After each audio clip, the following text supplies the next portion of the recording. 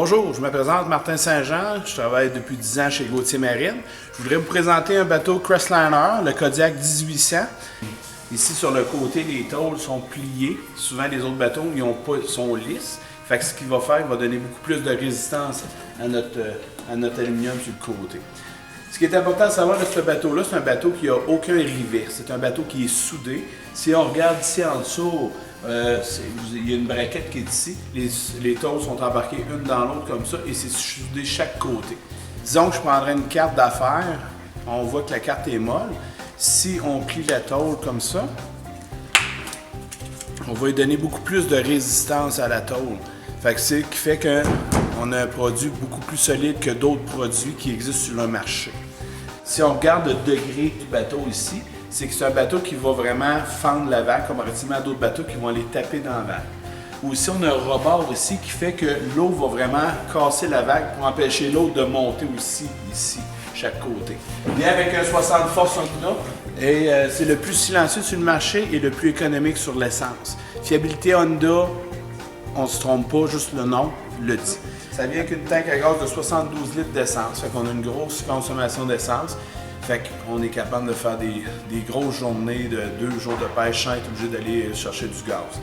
Ce qui est intéressant, c'est le V en arrière, la façon qui est faite à l'arrière du bateau. C'est que si on se penche tout sur le même bord, on n'aura pas l'impression de chavirer dans le bateau.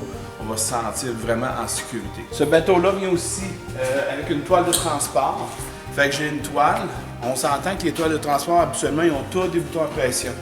Crestliner, c'est le seul bateau qui n'a pas de bouton à pression. Seulement en arrière, il y a des boutons et à l'avant. Ça vient toujours avec une remorque galvanisée. Il y a les guides et il y a le spare.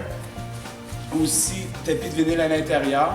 Fait que c'est plus facile pour le nettoyage, aller à la pêche. On échappe un poisson, mais c'est plus facile. On prend une chaudière d'eau, on peut rincer. C'est intéressant. Le bateau vient aussi avec une pompe de cale. On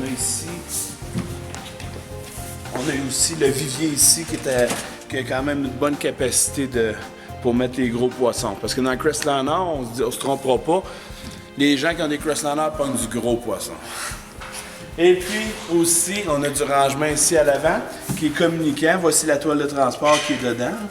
Puis un autre rangement aussi pour mettre une batterie à l'avant. Si vous désirez vous mettre un moteur électrique à l'avant, il est déjà préfilé. Fait que vous mettez votre batterie, vous vous branchez ici, puis vous installez votre moteur électrique. Fait que vous n'avez aucun filage à passer. Le Crestliner, c'est le seul bateau où il y a des rails sur le côté, puis on a des options qu'on peut rajouter. On peut avoir un porte-cale, on peut avoir une planche à découper, on peut avoir des portes-outils pour installer là. Fait que c'est intéressant. Il y a toutes sortes d'options, des cup holders qu'on peut rajouter ici. Justement pour mettre des cannes à pêche.